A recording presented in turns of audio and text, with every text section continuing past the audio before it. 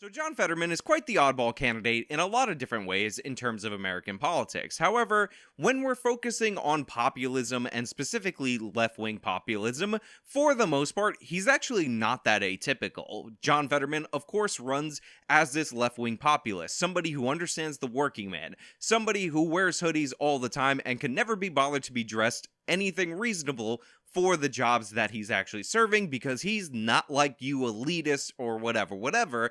John Fetterman is a rich kid who had his parents pay for him to go to Harvard, and then after graduating with his master's in public policy or something else fancy sounding in Harvard, he then continued to live off of his parents into his 40s, sometimes receiving as much as $55,000 a year from his parents. And then, of course, he ran for mayor, and then, of course, he became the lieutenant governor, and then, of course, he became a candidate for Senate, because, of course, this is exactly how it works, because this is American politics, this is what faux populism gets you, and these are the rich kid socialists that we've come to expect, finally growing up, and by growing up, I mean not growing up, a definite instance of arrested development, and getting into American politics. Now, before we get into any of this stuff, we got a sponsor of today's video. So I'm gonna toss it to the sponsor, bring it over here, and discuss on the other side. We are entering into the dark times in terms of social media censorship. We've already heard recently on the Joe Rogan podcast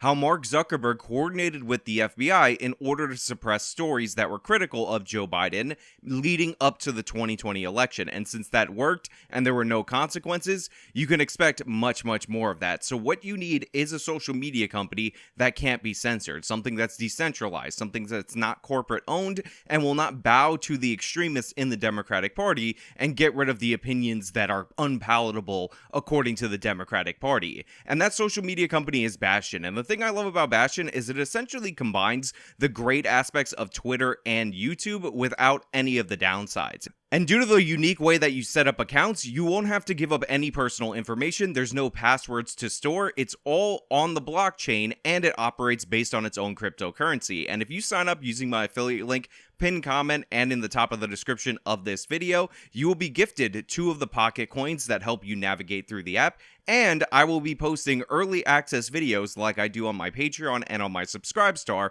for you guys over there, just like you would have normal access if you were a paid follower.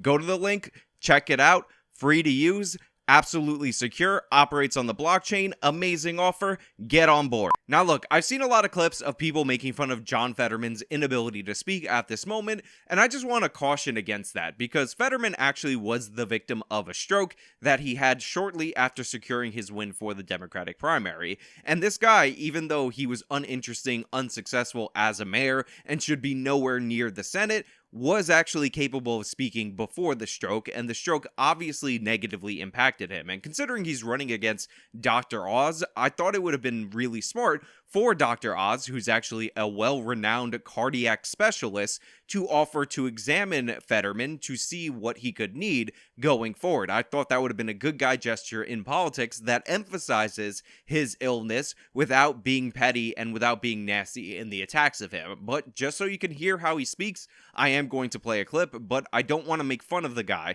The clip is so you can understand what we're dealing with, because this is actually the sad aspect to the story, and the video would actually be way funnier if I could just go after him for who he is as a person, not the illness that has afflicted him. I was so proud to march with you in downtown Pittsburgh. Labor Day, happy Labor Day. Send me to Washington, D.C.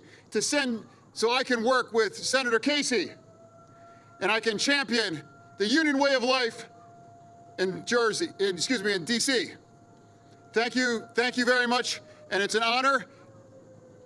I live 8 minutes away from here, and when I leave tonight, I got 3 miles away, Dr. Oz in his mansion in New Jersey. You've got a friend and you have an ally. Send me to Washington, D.C. Being anti-union is anti-American. What is wrong with demanding for an easy, safe kind of their income, a path to a safe place for them to win? to work. Now, anybody who had somebody who had a stroke or some kind of traumatic accident and saw that person become not who they were before can actually empathize with Fetterman. And one of the amazing things is, despite the fact that he is not obviously well enough to speak, he's actually leading the polls against Dr. Oz, which again should go to show you that maybe Pennsylvania Republicans and Donald Trump shouldn't have put all their eggs in the TV doctor basket. But whatever, this is where we are, and we have to go after the campaign. Now, I made fun of Dr. Oz's ads because they were edited by a meth head, in my opinion. Let me give you an example of that. Radical socialist John Fetterman's agenda. Spend trillions more than Biden, making inflation worse. Eliminate life sentences for murderers, making us less safe. The radical left has gone crazy. They even wasted COVID relief money on golf courses, ski slopes, and luxury hotels, sticking us with the bill.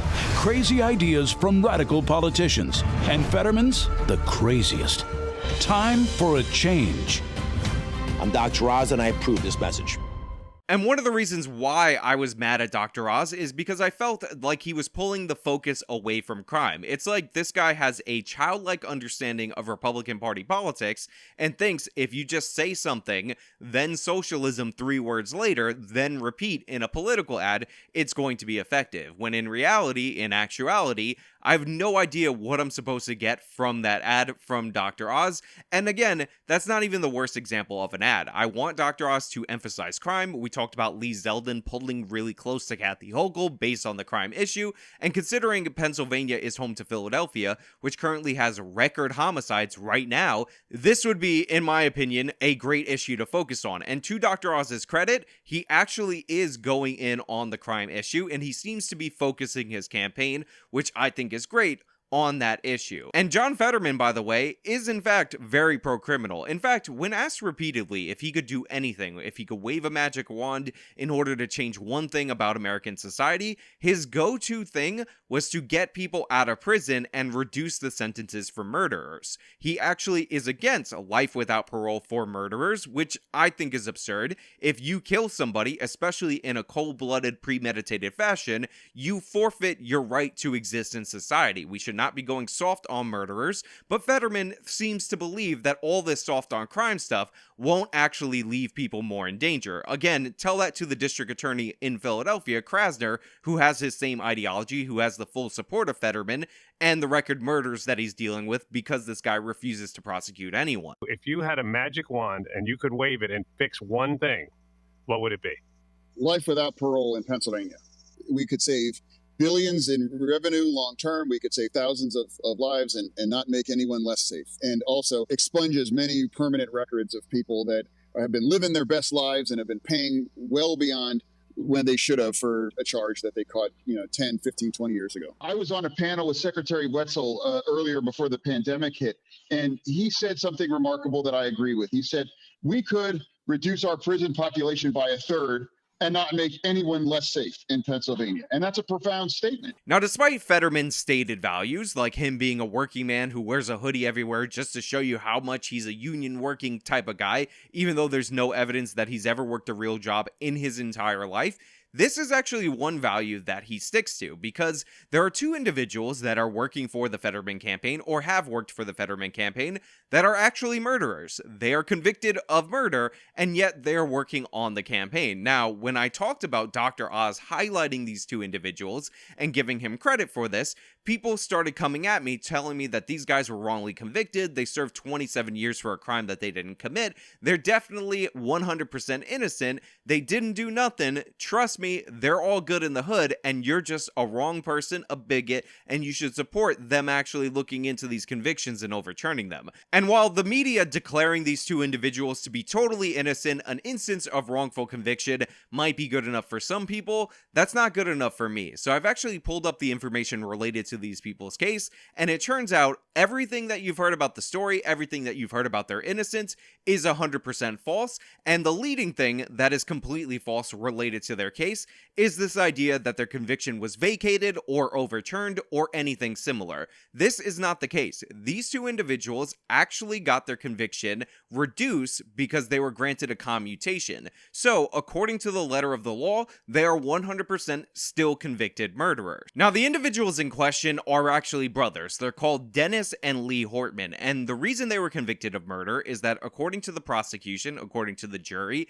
and according to the state of Pennsylvania, in May of 1993, they and an associate actually participated in an armed robbery of a bar that ultimately led to somebody being shot and killed. Now, of course, the Fetterman campaign actually says this is a gross smear and these two individuals are totally innocent. They were wrongfully convicted and they served nearly 30 years for that wrongful conviction, even though they're completely innocent, and that's why their sentence was commuted, even though they lost each and every appeal. Now, according to Dennis and Lee Horton, the reason they got wrapped up in this crazy mixed up criminal justice system is because they decided to go on a Memorial Day beer run, and while they were going on that Memorial Day beer run, coincidentally, they saw their old childhood friend Robert Leaf, who had just committed a murder unbeknownst to them. So when he asked for a ride, they of course complied. However, the police were actually following Leaf on the suspicion that he committed this murder, and then they pulled them over, and then all of a sudden,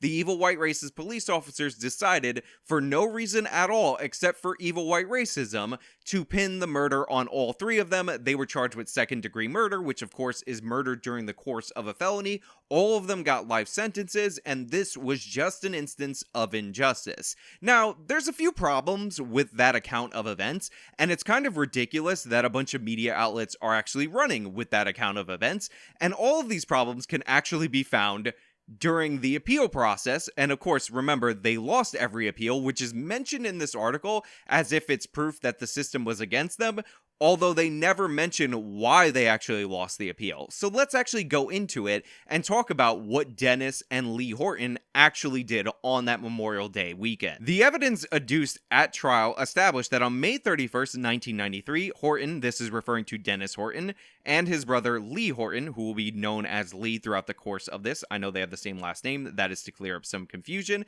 and a co-conspirator, Robert Leaf, who will be known as Leaf, robbed Felito's bar, located on 5th Street and Huntington Park Avenue. During the course of the robbery, Horton, who was carrying the rifle, shot Samuel Alemo multiple times. Alemo later died from the gunshot wounds. Horton also shot Luz Archella and her daughter Luz Martinez, injuring both. Leaf, who is the guy that they're claiming was the shooter and did everything on his own, brandished a weapon that appeared to be a black pistol while Lee took money from the patrons. So the brother was doing the robbing, the other brother, Dennis, was doing the shooting, and this is according to the appeal. Now, after leaving the bar, all three men fled in a blue automobile. A passerby was able to supply the police with a description of the automobile, including a partial license plate number. I believe they actually gave them 4 digits of the license plate. A radio call was sent out, which included a description of the 3 assailants and their vehicle, and the last 4 digits of the license plate. An officer observed the vehicle a short time later, only a mile away from where the crime scene, and placed Horton and his companions under arrest. The police recovered a pistol, a rifle from the back seat of the car, as well as a black pellet gun under the front passenger seat. Ballistics testing identified the rifle as the same weapon used in the robbery at Felito's. Lee and Leaf, who were wearing orange hooded sweatshirts at the time of the arrest, were taken to the hospital where Martinez and the daughter, as well as another bar patron, Miguel de Jesus, identified them as the robbers. Are you even surprised at this point by the fact pattern of this case? Are you even surprised at this point that Dennis and Lee Horton were actually granted mercy, even though their story makes no sense in the context of the crime that was committed? They say that Leaf came into their car coincidentally. They gave him a ride with all those guns, including a giant rifle that you would probably notice if this guy was getting in the car, and then they got pulled over because the cops were following Leaf. Even though witnesses identify all 3 of them as the people who robbed the bar, they identify Dennis Horton as the shooter, and an independent witness, to go along with the 3 witnesses in the bar, saw all 3 of these individuals enter the car where they were pulled over in minutes later, less than a mile away from the crime scene, with all of the evidence of the crime scene in the vehicle. Now, you would think with 3 individuals, 3 witnesses, 2 of them shot by Dennis Horton, not only identifying all these people as participants in the robbery, but identifying Dennis Horton specifically as the rifle wielder and as the person who killed somebody and shot 2 others, that there would be no grounds for an appeal. And you're 100% right, but the thing is, Dennis Horton is actually an idiot. Dennis Horton is actually incredibly stupid, because one of the things that he kept bringing up in his appeal